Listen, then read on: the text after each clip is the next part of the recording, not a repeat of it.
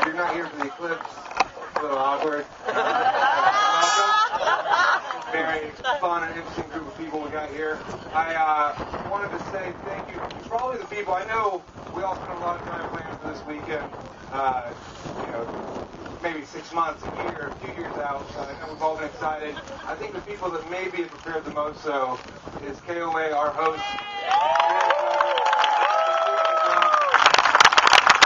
All the staff, all the musicians have been great. I've been having an awesome time. I hope you have been as well.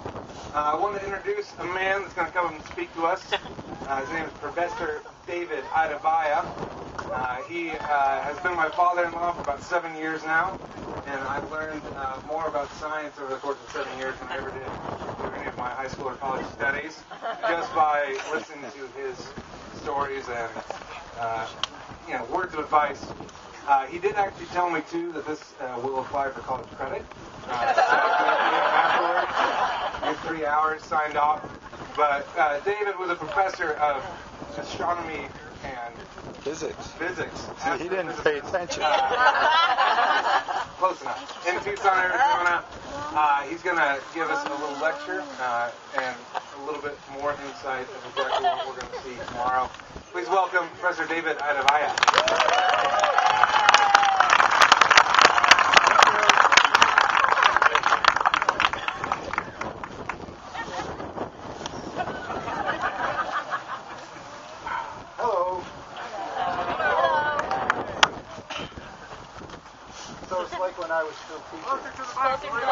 The mic? Okay, how about if I use my professor voice? Yeah.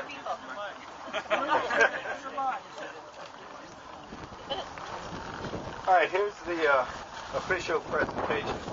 I am here sort of representing NASA. Hello. We have to worry about feedback. How's that? Good? Good. So as I was starting to say, I'm here as a NASA subject matter expert, and this site has been designated as an official NASA Eclipse event. So you are all part of a NASA Eclipse event. And of course our fine host at KOA. And the title of my talk, you know what? I'm going to hold it.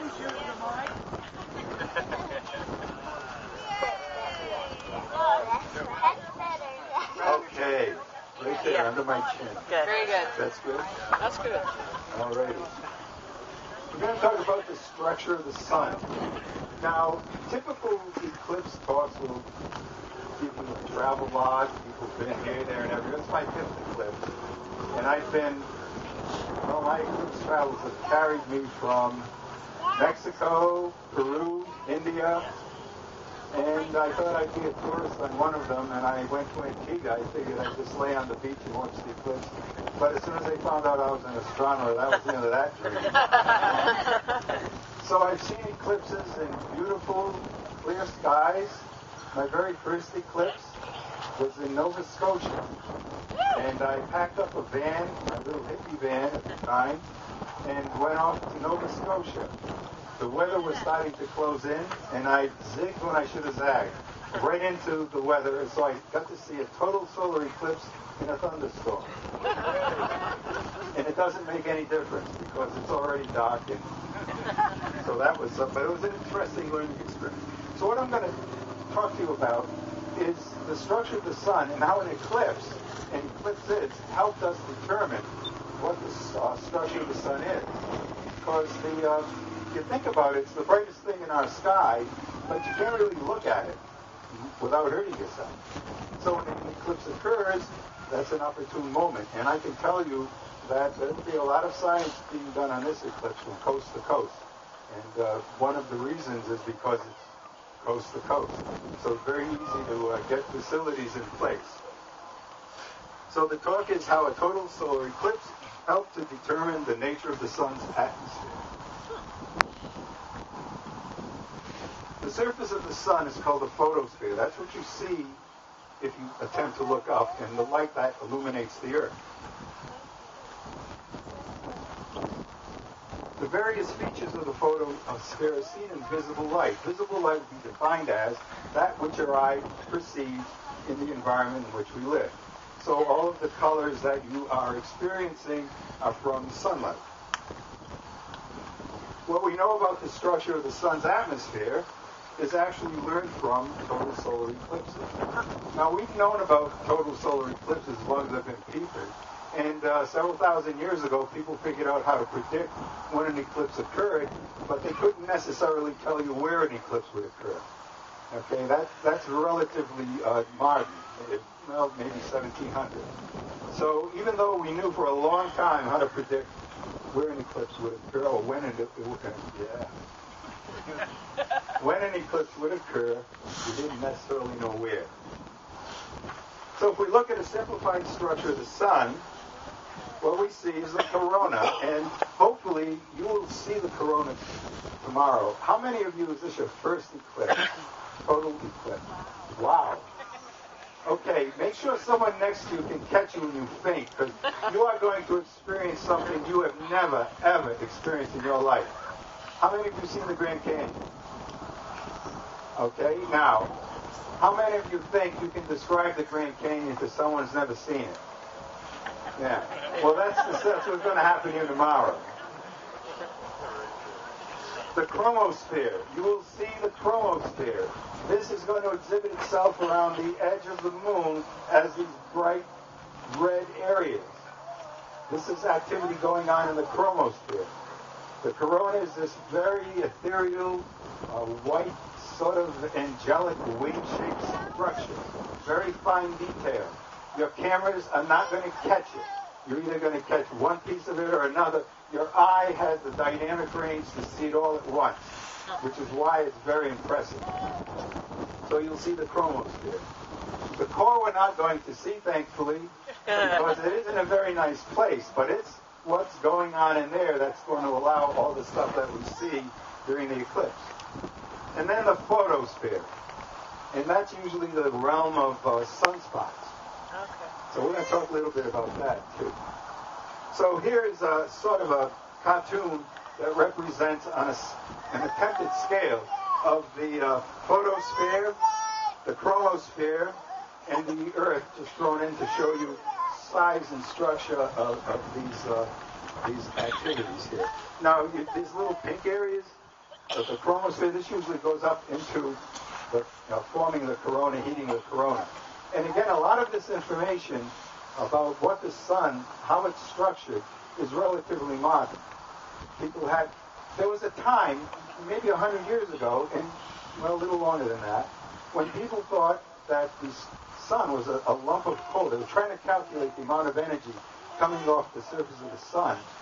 And they did the calculations based on coal, which was the standard fuel at the time. And they decided that if the sun was one solid lump of coal, it would have burned out in 6,000 years. The problem was, where's the oxygen to burn with the coal?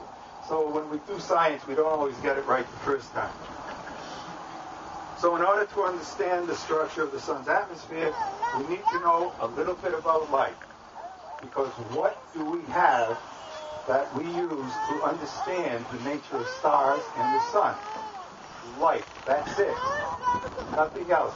These big observatories, all this fancy equipment, its job is to collect light and analyze it. And if we don't know anything about light, guess what? We don't know anything about stars or the sun or anything that's out there that depends on our knowledge of light. So we're going to talk a little bit about the nature of light.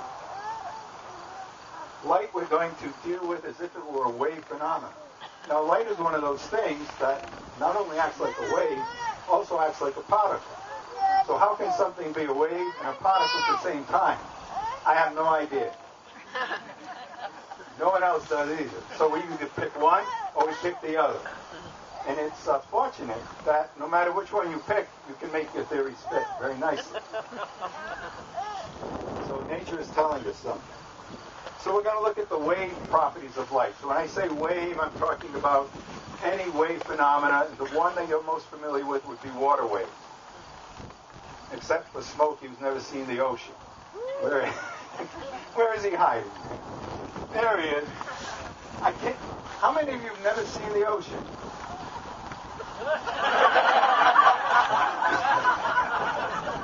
That'd be me.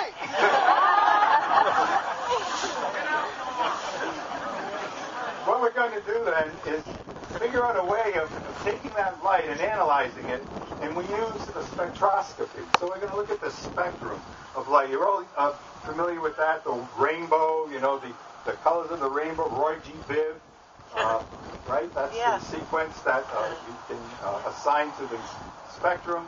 And of course, you see a beautiful rainbow in the sky, and then nature throws you another curve.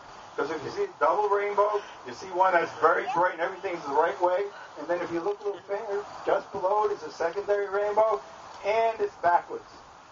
And so what's happening there? It's a second order spectrum. So let's just deal with the first order spectrum. And we have to talk about Kirchhoff's law.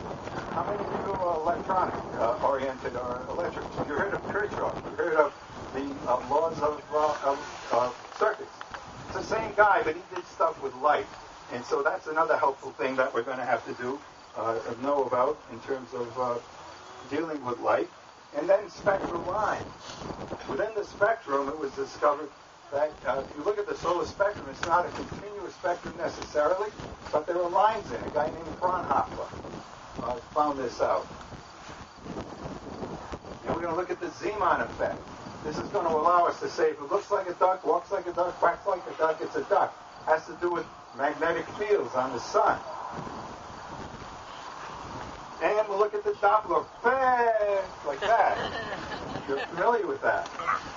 But it's a wave phenomena. And so even with sounds that will exhibit the Doppler effect, so will light. And then finally, we have to deal with the light-matter interaction. Because right now you think, you look up at the sky, you're looking at me, and you're seeing me directly. If you look through a telescope and you're looking at some faraway object, you think, oh, I'm looking at the light that's coming from, a million light years away. Well, I'm sorry. But what happens, that light has to come through the atmosphere before it gets to your eye. So it's absorbed and re-radiated.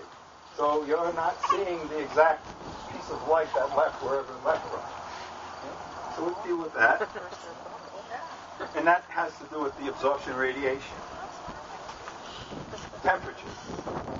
So let's look at light as a wave, and I'll depict it as a standard wave, sine wave. This thing undulates, and it continues doing that until something happens to it. And it'll have an amplitude. So when we talk about light or amplitude, we'll talk about the light's amplitude as how bright it is. Okay, you're not going to look at the sun directly without the special glasses, because the amplitude will dance on your eye, and that'll be the end of that. Light also has a wavelength. So if you're at the beach in San Diego, let's say, you're at the Crystal Pier on the wharf, and you're looking out, smoky, there's a pier that goes out into the water, and the waves come by. And you'll see that wave motion. And you can actually time it. I'm doing an experiment. Some of you asked me what that crazy antenna looks like a diamond is. And that antenna is dealing with very long wavelengths, very low frequency radio waves. I'm going to do some stuff with the ionosphere. But those wavelengths are miles long, very, very long. Light is very, very tiny wavelength. You may have heard that light has a magnetic component to it. There's an electrical and magnetic component. Typically, we're going to deal with the electrical component. Now, light can do something very interesting, which shows that it's a wave. Waves can interfere with each other. And you can actually do this little experiment on your own, but I'm going to do it for you. And if you look up here, and I don't know if you're going to hear me, but so I'll just, I don't know, I didn't have a way of plugging in what's here, but I'm going to hold the mic close by. So let's see how Here we go.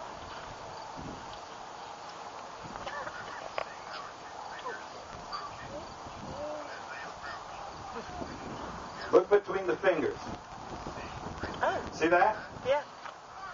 Those are interference patterns. And they're coming from the light. It's interference of light as it passes over your fingerprints. So your fingerprints are hardly there. I mean, you can't really feel them. But they're very tiny. They're on the order of magnitude of the wavelength of light. So they can interfere, just like if you were at the ocean and you put a jetty out. Smokey, a jetty is a bunch of rocks that people stick out so that they can steal the neighbor's sand. But anyhow, as the wave comes by, and you notice in some areas where they'll put jetties and they'll have a little gap between them, and the ocean will be nuts on the other side of that. But on the beach side, next to the calm, they're taking advantage of this property. We also take advantage of this property when we deal with light. Some of the filters on your telescopes, if you have a particular type of solar telescope, particularly a hydrogen alpha one, the filter is not the normal filter you normally think about, but it's an interference filter. It actually causes one wavelength of light to get through by rejecting others using this process. So let's take a look at the spectrum. That's what you're normally used to. All those pretty colors, right, Viv. And usually what you assign this to is, say you take white light, the light from the sun, pass it through a different material than you're looking at. In this case, say a glass prism, you have a specific shape, and you're able to diffract the light based on its wavelength. And for all intents and purposes, it's color. So we're going to look at this. The blue end is the really short wavelength. The red end is the longer wavelength. The light from our sun is somewhere in the middle. Yellow. You want to do an experiment to find out if your neighbor is an alien from a different star system, you can just check the frequency response of their eye. Because if they don't live around the sun, that's the same as ours, they're going to have a different frequency range. Kirchhoff's law.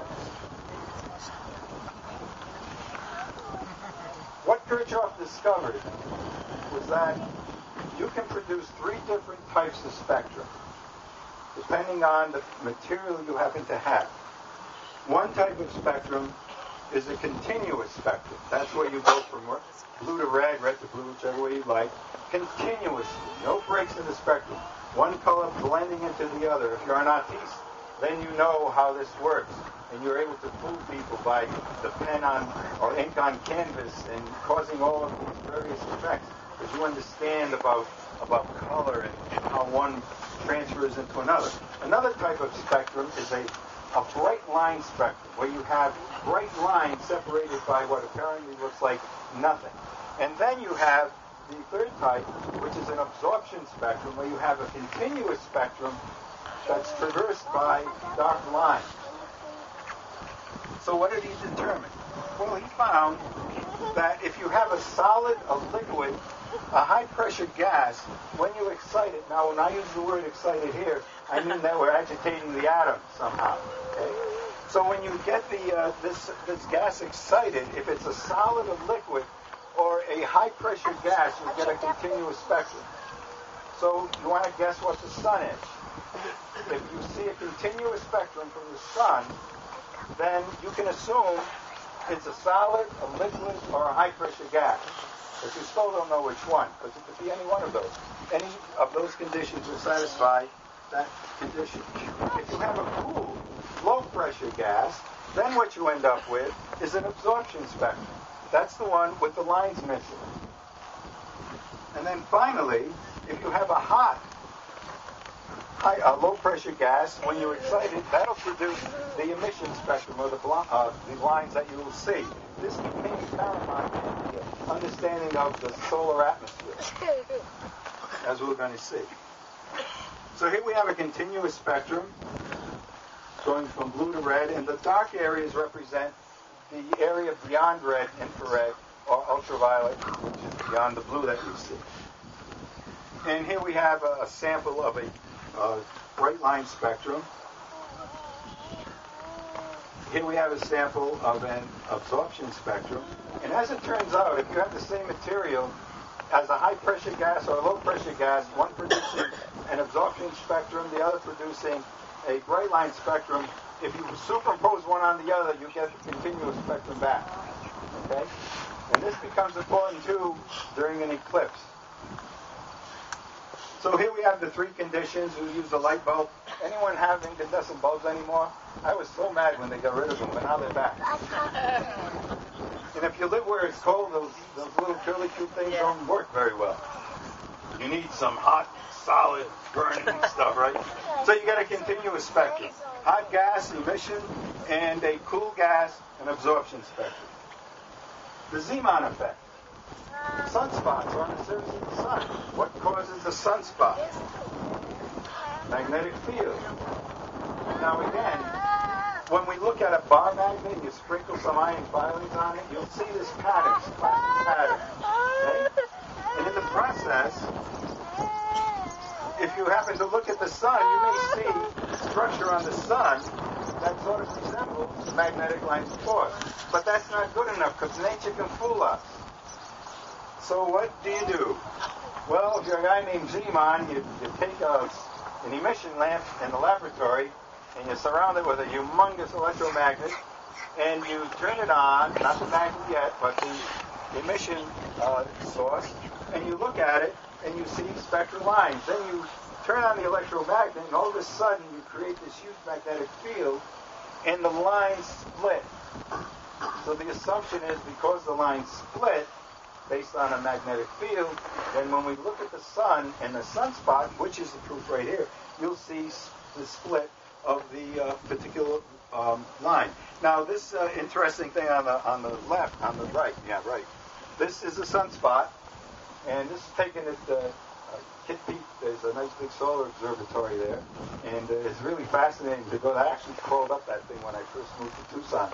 But the image of the sun from that telescope is about a meter wide.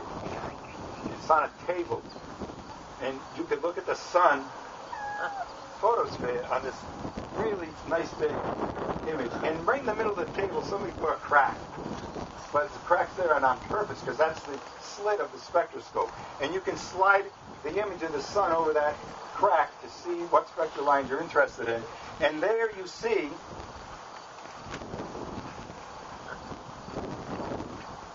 the area above where the activity is just a spectral line. Right in the middle of the sunspot where the heavy activity is, the line splits.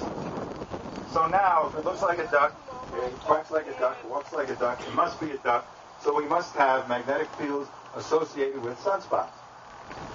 By the way, one of my experiments picked up a solar flare today, and there was a pretty big one, and when I call it my son Peter discovered 3 sunspots today. I didn't pay any attention when I was setting up the unit. He said, Dad, look, there's 3 sunspots. And I thought it was dust on the lens, but he was right. There were 3 sunspot groups right there. The Doppler effect.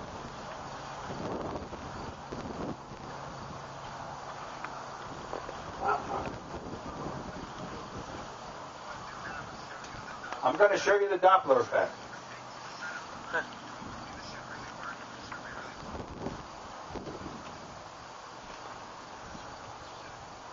Can you hear any of that? No. There were birds tweeting. You hear that? Yes.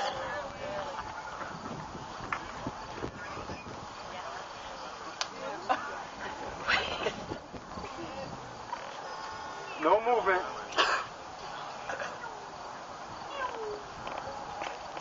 Typical teenager, right? Now, I didn't ask. That's the Doppler effect. Yeah. So what I did was I had my daughter years ago, she participated in this experiment. She's driving the car down. I said, oh, wait a minute, let's do a little video clip. And she said, okay. So, well, she didn't say okay, a teenager. She's not a teenager anymore. She's a mother with children, beautiful children, and very nice lady. But at the time, she was a kid. So she went down the street, blew the horn, and I was standing outside the car, and I could hear pass it. Inside, she didn't hear anything. So when you're nailed by radar, you don't know anything's happening. As far as you're concerned, you're standing still. But the radar gun knows what's going on. So anyhow, the Doppler shift is very important. That tells us if the red shift, blue shift. You've heard of the red shift? The object's moving away from you. Blue shift is coming towards you. What's shifting? The spectral line position on the spectrum. So when we look at the sun, we can tell how the sun is rotating. Which piece is rotating toward us? Which piece is rotating away? We put the spectrographic slit on one edge, Move it to the other, and you can see the change in line. So we know the sun rotates.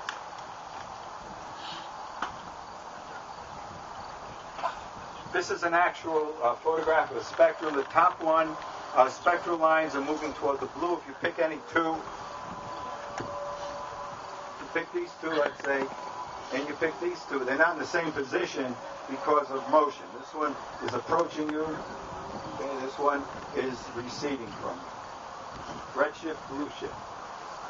Stars receding or coming toward us. The Doppler effect. The interaction of light and matter. We're going to use an analogy. In science, we like to use analogies, but you have to understand an analogy is very weak because it's not exactly what's going on. We try to simplify something.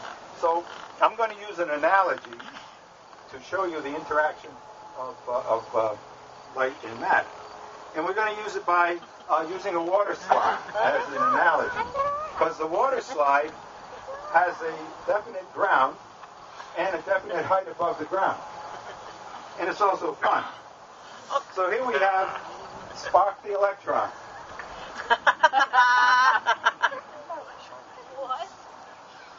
So he's going to go up the water slide. So right now he's at the ground level, and he's going to go up. So he's got some energy to go up. So he's going up the water slide. Now, of course, nature doesn't like to have things that are not at the ground level. And there he goes, he's down. Now, what's interesting about this, if he didn't get rid of the energy he had when he went up, he could not come down. Now, we live on the Earth in a gravity field. You do not have to worry about getting rid of any energy you have whatsoever if you should step off the ladder at the wrong time. Gravity will happily get rid of that energy for you. But if you cannot get rid of that energy, you cannot go from the height you were back down to ground. Now, if you've studied physics and you think about Newton's laws, and then it's a little bit of information is right in Newton's laws about this and deals with inertia and so on. So light is the same way. To summarize, here's the ground, here's a ladder, we have the ground level, and we have our little electron that's now at the ground level. In nature, everything likes to be quiescent. It likes to be calm. It likes to stay at the ground level. All right, so if somebody comes along and excites the electron from low energy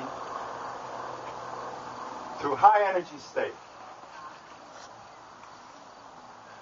And just like the ladder, which has rungs, it's an interesting phenomenon, but you can go through the distance between the rungs, but you can't stop between the rungs. And this is another important discovery that has to do with quantum mechanics and quantizing states of energy. So each rung of the ladder deals with a state of energy above a ground level, which is the lowest. So in order for that electron to come back down, somehow it's got to get rid of the energy. To reduce that energy, down it goes. What this doesn't show is what happened to that energy. That energy that results from that electron moving from high energy level to low energy level is a photon of light. Okay? And the color of that light, a spectral line, is dependent upon the amount of energy that happened. Now, of course, naturally, this doesn't occur randomly. If you wanted to, here we have 1, 2, 3, 4 little radii, and they represent energy levels, just like the rungs of the ladder. And we have 3 lines representing getting to those various rungs. The length of the line sort of depicts the amount of energy required to get up to that level. And then you have photons coming in, and you notice the little squiggles? The wavelengths are different. So the one with a long squiggle would be at the lowest energy level. The intermediary squiggle, wavelength, is at the middle level, and then the more energetic activity photon is at a higher energy level, shorter wavelength. So if we have an atom just sitting there minding its own business, and in comes an influx of energy, if the energy is just right, and the atom, for that particular atom, then the absorption is going to cause the atom to be excited. It'll absorb that energy. What kind of a spectral line is that? A dark line, an absorption spectrum line. See? However, it doesn't want to stay excited. So again, if it gets the right one, it's like, it's happy. It raised itself to another energy level in that third frame, and then says, oops, I can't stay energized, get rid of it, gets rid of it, that's the emission line. So if you had a gas cloud, I don't know, maybe a part of the sun's atmosphere, that was a high pressure or low pressure, causing an emission line, a spectral line that was an absorption line, you might see something like that. All right, temperature plays an important role. There is no high temperature. Do you know that? You can make things as hot as you want, but there's a low temperature. What's the low temperature? Zero. Absolute zero. And that's a lot of nonsense too, because we can't measure it. Okay, we sort of guess where it is, because as soon as you stick a thermometer in an environment, you've changed the environment. See? So you've already heated the thing up. So when I don't know if they still do stuff like this in chemistry, but when I was in high school in chemistry class, we had to determine by extrapolation, yes, that was a word we once used, extrapolation to determine where absolute zero would be. And we did some chemical, I guess an endothermic or exothermic reaction. And we plotted the temperature change over time, and then we had to extend the graph. And where it crossed the x-axis, that was where absolute zero is going to occur. How many of you youngins do that experiment any longer? How many of you ever done that experiment? See? There you go. There you go. All right. So, the sun is about 6,000 degrees on a Kelvin scale. Kelvin is the scale that measures from absolute zero. Another way of looking at absolute zero, nothing's supposed to be moving. All right? Everything, all activity, atomic activity just stops. When you start getting close to it, weird things happen. Like materials like liquid nitrogen start crawling out of its container. It's very weird that you can set up electrical circuits to make a loop of wire and induce a current in the wire that's at absolute zero, very cold, cryogenic temperature. And the wire will just continue having that loop go around. In the loop, the current will continue and continue and continue as if there were no resistance. Very weird place, absolute zero. But then, if we look at the distribution of wavelength versus energy or amplitude, and if you look at different temperatures of, say, a solid. Now, some of you are welders. You know all about the color of the flame if you're using a gas situation, and it tells you the temperature. What you're actually looking at is a black body radiation curve, more or less by analogy. But there's going to be a definite peak at that temperature that's associated with that curve, that black body curve. The sun is about 6,000 degrees. So most of its energy that we see peaks out in the yellow. Okay, and you get a little bit in the blue and a lot in the red end. Did that move? Dad, hold the microphone closer. I was talking to myself. No, not that. I find that as I get older, I do that a lot. I'm the only one who listens. So as the temperature increases, the wavelength gets shorter. Oh, I'm sorry, I had to put a formula on. Forgive me. This is a special, and it's also very short in form, but it's Wien's law. And if 1893, a lot of the stuff we've been talking about happened, over 100 years ago. It's not new. But if you look at this, if you remember your algebra, the T's down at the bottom, and the wavelength, that lambda max thing, says that equals some number, which makes all the units come out right. But what's important is looking at the lambda thing and the T on the bottom. So as T gets bigger and bigger and bigger, what happens to the lambda thing, the wavelength? It gets smaller. Very good. Basic algebra, right to the rest. And if you want a colorful view of this, it's that same black and white frame. We have a 7,000 degree black body. We have a 6,000 degree, which is close to the sun, 5,000 degree. The sun's between those two. And you'll notice the intensity when we plot these things. The higher the temperature, the greater the intensity. But the color shifts the more energy shifts toward the blue, the less energy shifts toward the red. So we have a way of looking at the sun and determining its temperature by its color. That's the solar spectrum. When I started my career, I was moved out to Tucson by the Smithsonian and the University of Arizona. And I worked at the multiple mirror telescope. It was my job to deal with this really cool device called an Echelle spectrograph. And what an Echelle spectrograph does is it takes the entire spectrum of the star and spreads it out. Now, a good spectrum that has a lot of resolution, you can see a lot of the lines, is very long. This thing could be 24, 30 feet long. But where you're going to put an instrument to look at something like that? So what you do is you slice it up into pieces and you stack one on top of the other. And then you look at the individual pieces because you have it's like a CCD camera in your chip in your camera, and it's made up of X and Y coordinates filled with these little light sensor things. But these devices are only two-dimensional when we're doing it. And the only thing we're looking at were lines. So that's what it looks like. That's the solar spectrum, and you can see all the lines in there. Now, in 1802, a guy named Wollaston noticed that the visible spectrum from the line, the sun, had several lines in it. He could see this because he had a crude spectroscope. Newton developed a spectroscope. Newton's idea of a spectroscope was a hole in a shade, and the light would come through, and he had a round piece of glass that would be a prism, and he would project the spectrum. And Wollaston was doing something a little bit more sophisticated, and he then discovered this. It wasn't long after that a guy named Fraunhofer decided to use a slit in front of the telescope, a very narrow controllable slit, essentially two razor blades. So you get a nice sharp line. And he then mapped the spectral lines that he saw, and you notice he did this in 1815 to approximately 1815. And there's this picture. They all look like that in 1800. I don't know why. Because the way they all look like me in the 2000s, right? And again, here we have an application of Kirchhoff's laws that was made by a guy named Charles Young when he discovered something very interesting about the photosphere and the chromosphere of the sun during a total solar eclipse. And it was a really big discovery.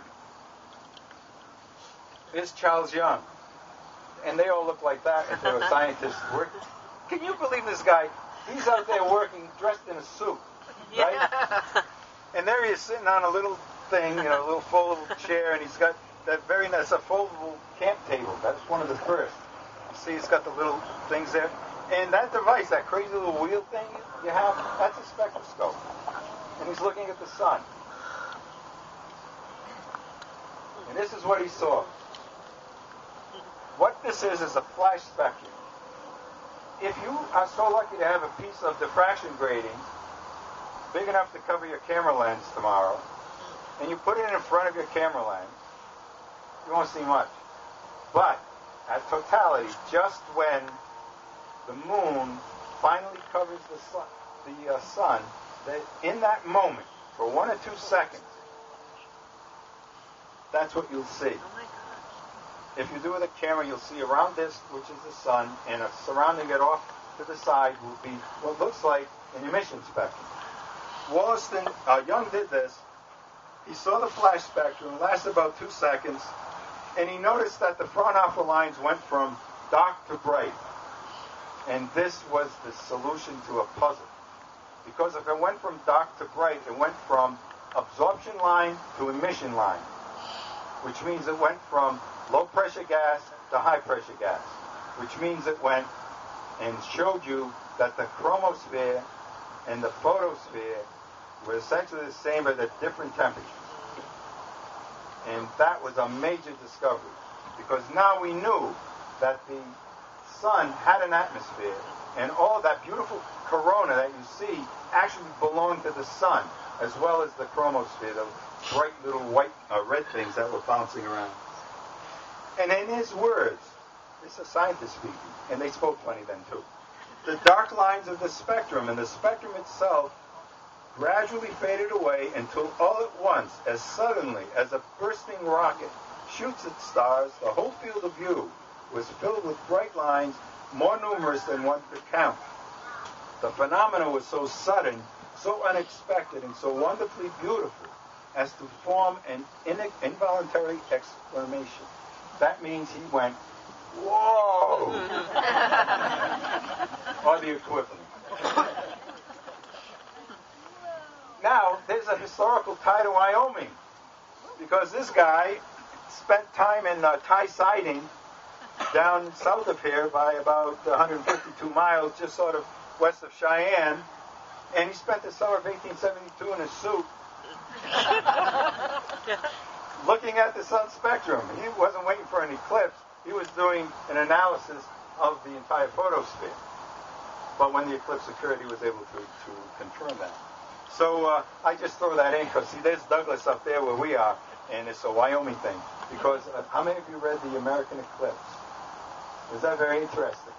It was all about the eclipse in 1878, and it talks about, it came out to Wyoming, Thomas Edison, Mariah Mitchell. Mariah Mitchell, first official female astronomer in the United States. And if you happen to be a woman at her home still, she's not alive any longer, it's a long time ago, right? But at her ancestral home, there's an observatory built, and the Mariah Mitchell Observatory in Nantucket. And what they do is they take women who are interested in astronomy, college students, and they spend the summer on Nantucket Island looking at pictures that were taken of stars, and they look for variability, stars that sort of change their brightness. But she was at that eclipse as well. It was very interesting. Now imagine this. This guy comes to Thai siding, and how long did it take us to go from Cheyenne to Douglas? Yeah, a few hours, right? Now, if you're all from Wyoming, you know better than I do. But you're not going to take a horse to go from Cheyenne to Douglas in a couple of hours. How long is that trip by horse? Well, a week, 2 weeks? I don't know. Not 2 days, right? Unless you have a really fast flight. That's why they have the Pony Express. How far do the horses go? How far did they go when they went fast? Like 5 feet, and then the next horse went another 5 feet or something? Based on our understanding of visible light and the work of Charles Young, among others, we can conclude several things about the sun. The photosphere is very thin. So what we see is very thin. It's about 100 kilometers. It produces a continuous spectrum at its lowest level. The chromosphere produces an emission spectrum opposite that of the photosphere, but similar in composition, but at a much less and dense and hotter gas than the photosphere. So you're looking at the same thing, but a different state of pressure and temperature. And the corona, the spectrum that it has, shows it to be extremely hot and very low density, which is why we don't see it unless there's a total eclipse. So you're going to see an extremely hot, low-density gas. What temperature is the corona? About 2 million degrees. But it's very low density. You don't see it very bright in the sky. The 2017 Great American Eclipse. Yeah! I have to throw that in because that's why we're here. During an eclipse happens, you have two types of eclipsi. Total solar or a total lunar, right? But then you can have a variation on total solar. You can have an annual eclipse and then partial eclipse, which most of the rest of the country is going to see if you're not on the line. But essentially, here's a little cartoon. No, it isn't. Here's a calendar, and this calendar shows us that right here, on the 21st, is the eclipse, but what phase is the moon? It's new moon. Right? And right now, the moon is chasing the sun. Right? And it's a tiny little sliver, and it's chasing the sun. And tomorrow morning, you probably won't see it because it's so close to the sun on sunrise that'll be in its glare. But it's heading that way. And at 11:45 or 44 or whoever knows, that's why we do these things, because we don't really know. We would like to see if our estimates are good. We're going to see the sun catch up with the moon. It goes the other way. The moon catch up with the sun. like this. Can't see. So during the total solar eclipse, you have the moon with it looks like there you go. And there's a new moon. You see the penumbra, which is a dark area right there. And then if you're under it, you see the effect of it. Now again, I told you that if you have a camera, you try to take a picture of the corona. That's a picture I took in Mexico in '91. That eclipse was so long, you could take a nap before it was over. It was 6.5 minutes. Okay, I was sitting under a canopy collecting data on the corona, and I kept peeking out, and it was still there. And then I just stopped, and I went out, and I better just look at this thing. So I spent the next minute just watching it. But 6.5 minutes, it went by like that. Wait, I've got a question. Yes. Why was that one? It has to do with the position of when the moon is closer to the Earth, then you get longer eclipses. You have to remember, everything's moving, right? It's not this beautiful, oh, look at the round circle, going around a round circle, in a round circle. No. It's not that at all. So again, we have two pieces of the shadow. We have the umbra and the penumbra. The umbra is where we're going to be. How many of you have seen more than 5 eclipses? I have the record. That's why I'm up here, you're down there. The dark shadow is the umbra. That's what you're going, if you were an eclipse chaser, you'd be called an umbraphile. Those are people that just go nuts. They go to every eclipse they can go to. Okay? So you want to be in the umbra. And if you're at the partial phase, at the cartoon at the bottom of the frame there, then you're in the penumbra. The penumbra is about as big as the shadow of the size of the moon. Okay? Now, the shadow is moving really fast. It starts off in Oregon somewhere about, I don't know, I'll give you approximations because I don't put stuff in my head. I need room in my brain to think. I have Google, right? So that's all I need. And I also have books. About 1,600 miles it starts out, and it's going to end up when it leaves the coast, on the east coast, about 1,200 miles an hour. Right, so if you have a really fast plane, you can keep up with it. Now, of course, there'll be some military pilots who are going to have some fun tomorrow. They'll fly cross country in the shadow of the moon.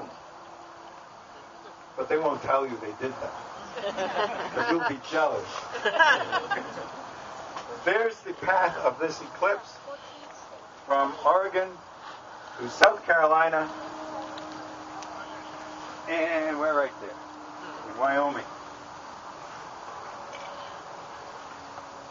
There's our latitude and longitude. The duration by calculation is 2 minutes, 22 seconds.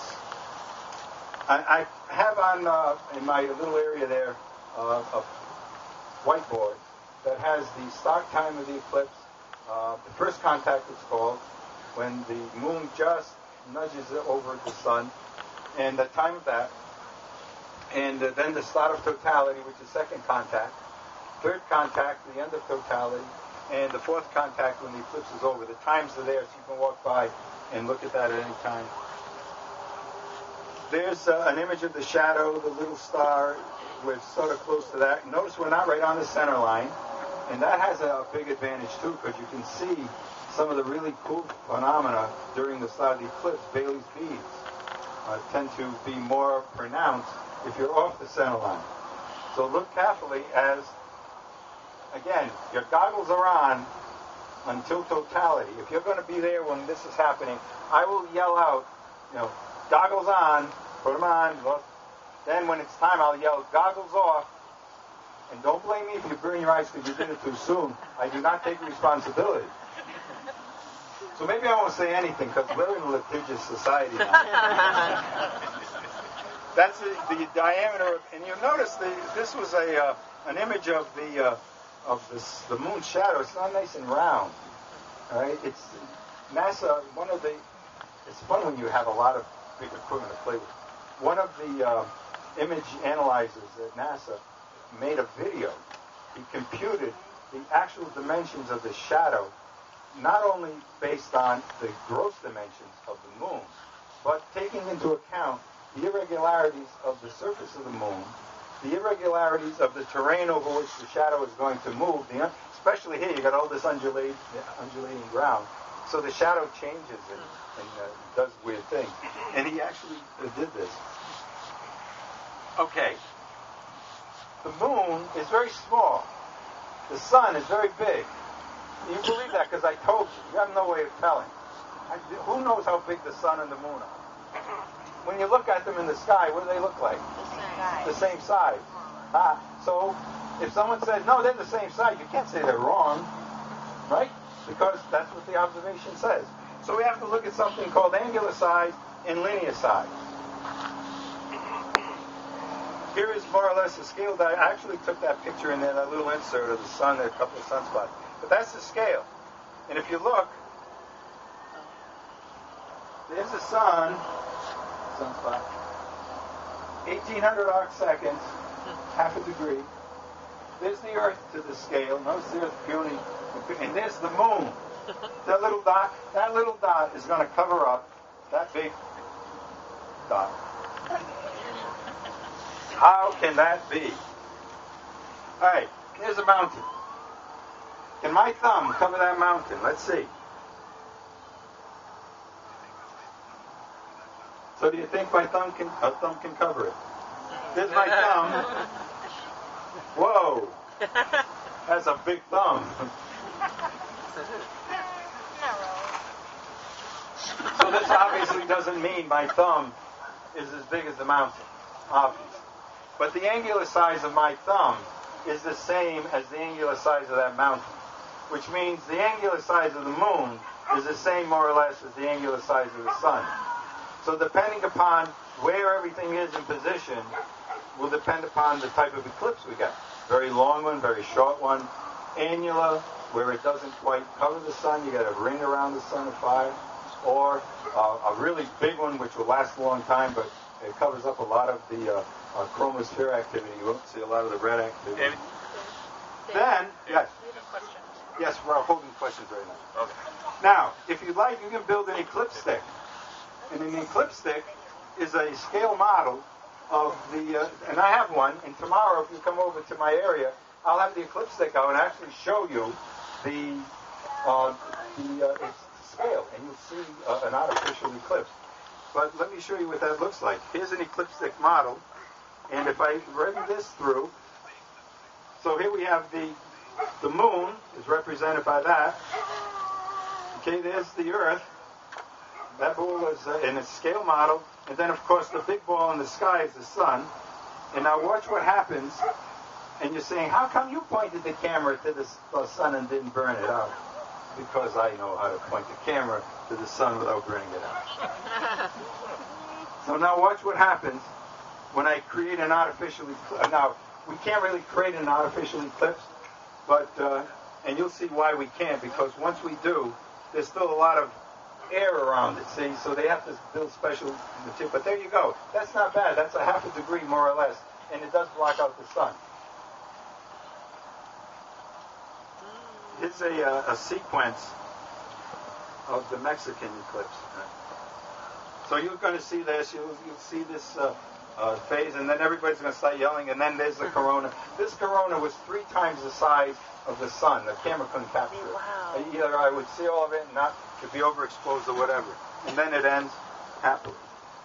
Now, what are you going to expect to see during this eclipse? During the eclipse, look carefully, and you will see next to the sun a very bright object. It's the star Regulus. Oh my gosh. Okay, the sun is in Leo. So how many of you knew Regulus was in Leo? Probably all know about astrology, right? My students would come into class, we're going to learn about astrology, Professor? Yeah. And we did. We'd start off with the ancient ideas that were going on, and off we went. So you will see that, definitely. You might see way over Jupiter, you might see Mars, but you will definitely see Regulus. The handouts that NASA provided have some of this information. You'll see the corona. You're going to see prominences.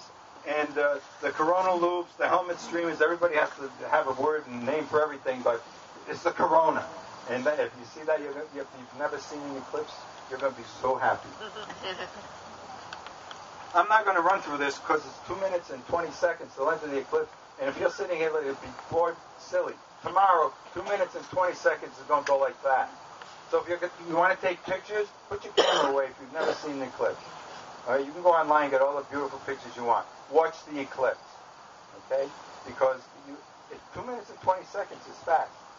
I had people that were taking pictures of the eclipse once, and they didn't take the lens cap off their camera. So yeah, but just watch the eclipse, enjoy it.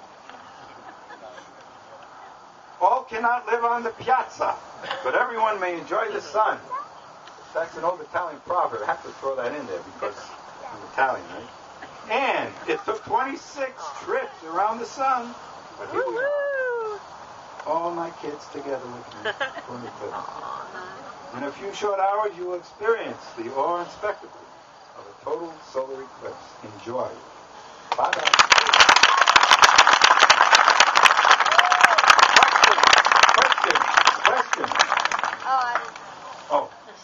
Question. Question. What happens when we're in the direct line, the center line of the eclipse? You can see the corona. That's the question. What happens when you're in the direct line of a total solar eclipse? You can see the corona. Well, the center line. Center line. The center line of the center line? Yeah. It's called splitting hairs. That. I don't know. Find out. Run 30 miles that way and let me know. Yes?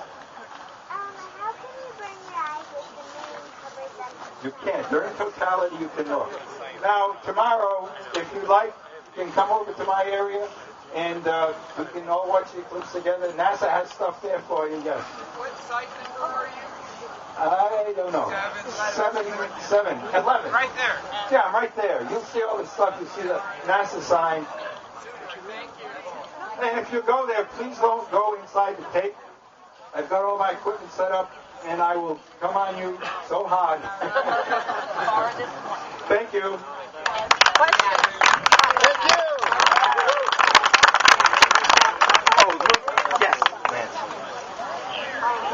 Wait a minute, hold that. Hold on, I got to turn this on. Everybody,